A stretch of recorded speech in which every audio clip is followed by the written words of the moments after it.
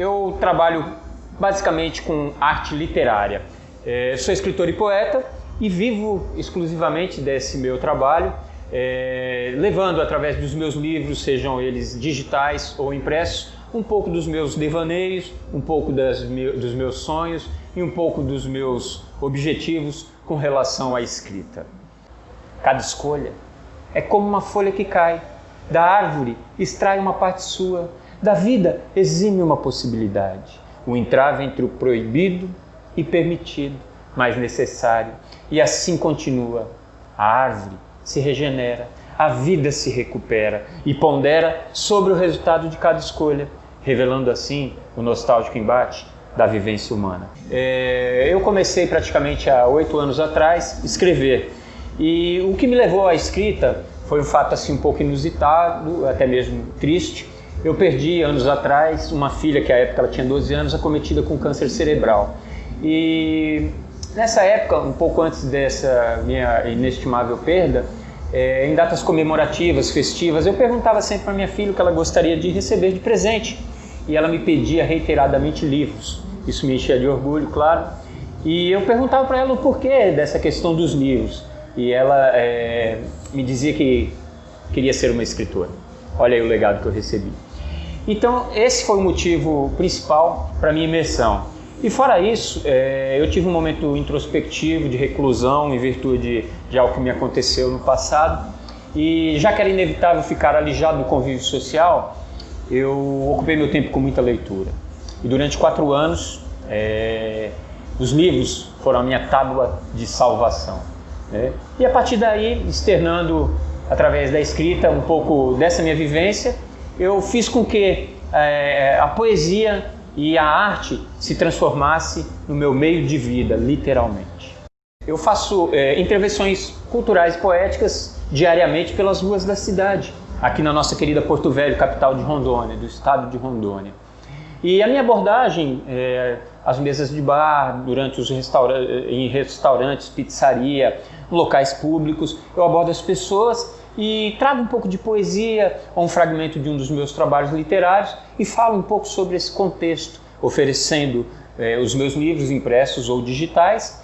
Então, mediante uma colaboração das pessoas, que gentilmente, na maior parte das vezes, me recebe com muito carinho, pois isso é nato do povo brasileiro, inclusive.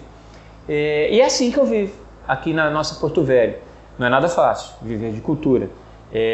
Ainda aqui eu sinto, na nossa cidade não tem muito desse costume, principalmente nesse âmbito, nesse campo literário. Eu creio que eu sou um dos precursores, se não for o precursor dessa modalidade com relação à poesia de rua. Temos alguns outros amigos que já o fazem também, mas assim, ainda é um número um pouco tímido nesse aspecto. Tanto que algumas pessoas até se surpreendem quando a gente leva e faz esse tipo de abordagem. Mas assim, eu vejo que de uma forma geral, nós somos bem recebidos, tem-se, é claro, alguns percalços pelo caminho, mas faz parte da escolha que eu fiz. Há 8 anos eu faço esse trabalho e o interessante é que muitas vezes, quando eu iniciei o trabalho, como eu não tinha livros impressos, eu utilizava de um recurso para poder chamar a atenção das pessoas de uma forma até lúdica. Eu fazia algodão doce e saía declamando poesias pela cidade, oferecendo, além da poesia, um doce para as pessoas. Então as pessoas adquiriam esse doce, mas paravam para ouvir um pouco da minha poesia. Então é assim, e foi trilhando esse caminho que eu fui aprendendo essa abordagem. E o que eu vejo com relação a quando eu comecei até hoje, quais os pontos positivos e as dificuldades, se assim eu vou dizer, não vou falar ponto negativo, mas as dificuldades, eu percebo que algumas pessoas ainda, isso é a parte um pouco difícil da coisa, não entendem essa abordagem, às vezes refutam, acham que é algo até medíocre, mas assim, na maior parte das vezes, como eu disse, as pessoas têm uma boa recepção.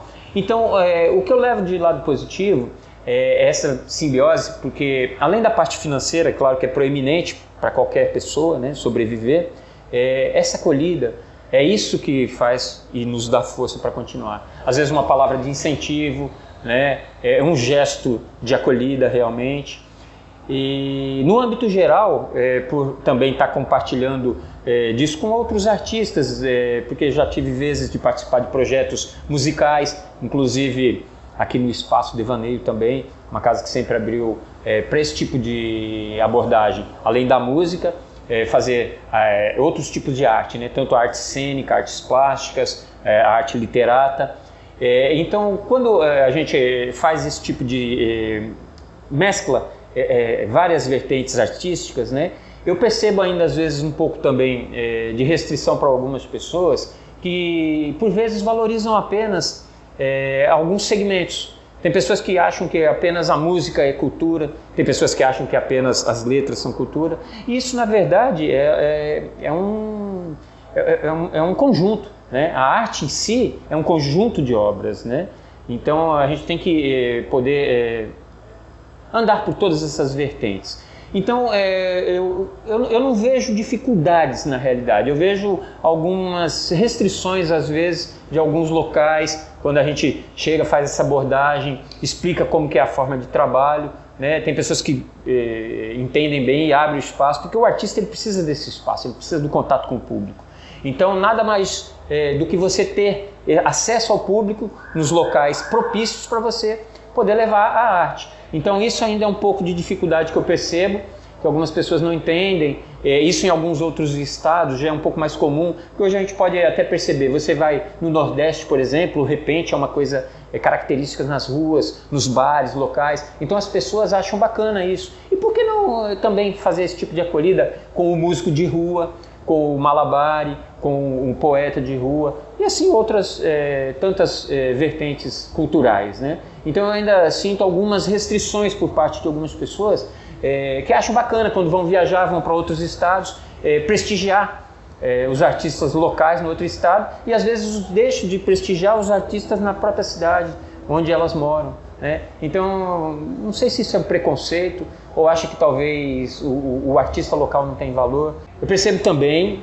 que com o passar do tempo as pessoas começam a atinar que a arte ela é libertadora também e faz parte da construção da educação, faz parte da construção política, faz parte da construção do ser humano, né? E haja vista esse período de pandemia que passamos, né? Aprendemos a ter um olhar mais voltado no teor tecnológico, as artes também. Então hoje em dia você vê as lives, né? Essas coisas que os artistas levam.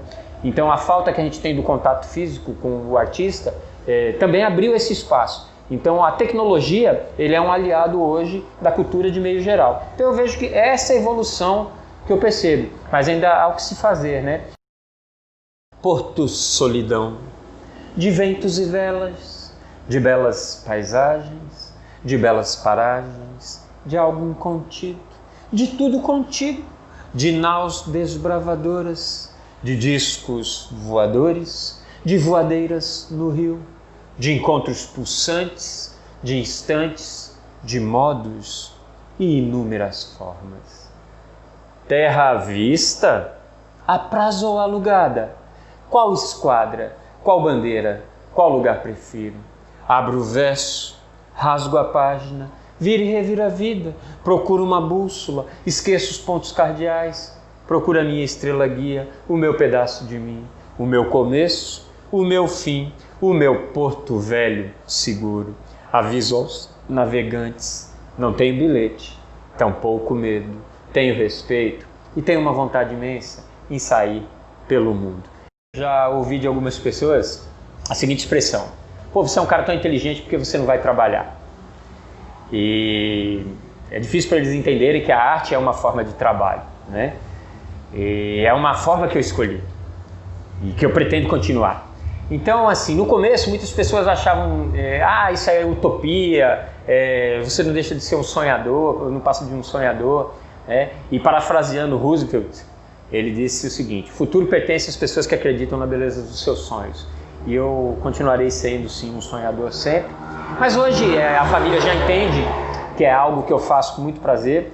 E quando a gente faz o que a gente ama, independente do retorno financeiro, que também é necessário para a vida de qualquer um, eu acho que você vive melhor você tem uma condição de vida melhor em mais aspectos, né? Você tem a sua serenidade, você tem a tranquilidade, e o prazer ele proporciona algo que o dinheiro não compra. Então, é claro que a parte financeira ele também é necessária, porque o artista não vive só de aplauso. Até comentei isso um pouco antes, alguns minutos antes, sobre esse assunto.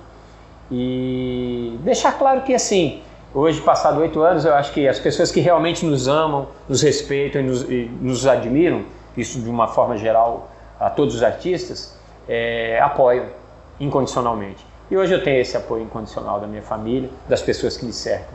E isso é motivador, isso faz parte, isso é o combustível, isso é revigorante.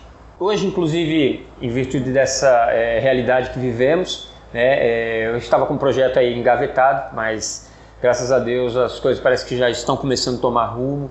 Eu pretendo, o mês que vem, fazer a impressão do meu 5º livro impresso, que é Brilho no Olhar, meu primeiro romance.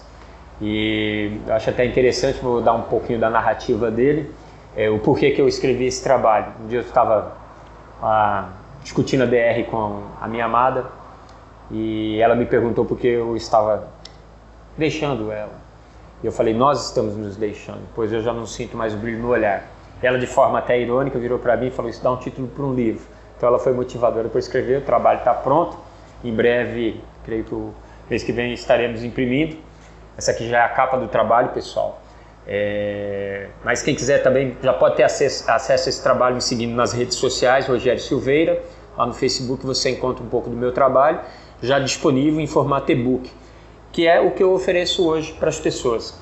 Então, além desse projeto, eu pretendo, sim, em breve, o ano que vem, quando as coisas acalmarem um pouquinho, retomar um pouco aí das viagens e colocar em prática um projeto Aquarela Poética Brasileira, um livro fotografia, poesia, visitar todas as capitais do nosso país, aí, um projeto por uns 2 anos, comprar uma Kombi, viajar aí Brasil afora e retratar as nuances culturais de cada região através daquele olhar, conversando com as pessoas locais e transmitindo isso através da fotografia e da poesia. É um projeto futuro e, em paralelo, hoje continua aí a saga desse pseudo-poeta com o Impropério Poético. Também é um trabalho que em breve eu devo estar colocando no papel, que é um livro, uma antologia com 75 poemas e poesias autorais. Então a minha perspectiva para o futuro é essa, adentrar um pouquinho mais no campo digital e continuar assim, através das palavras, através do papel e da caneta, né? E agora através de um olhar também fotográfico, retratar um pouco dos meus anseios, do meu olhar com relação à vida, com relação à natureza, né? E fazer com que essa perspectiva molde cada vez mais um ser humano, espero, melhor, mais centrado, com um objetivo cada vez mais intenso de se viver. Isso é o que eu espero daqui por diante com o meu trabalho. E espero poder estar cercado de pessoas, né, ao meu redor, que possam cada vez mais ter esse olhar, ter esse viés, ter esse carinho com a cultura e, quem sabe, fazer, parafraseando meu livro, poder sentir o brilho no olhar das pessoas a cada abordagem, a cada novo encontro. É isso que eu espero daqui por diante.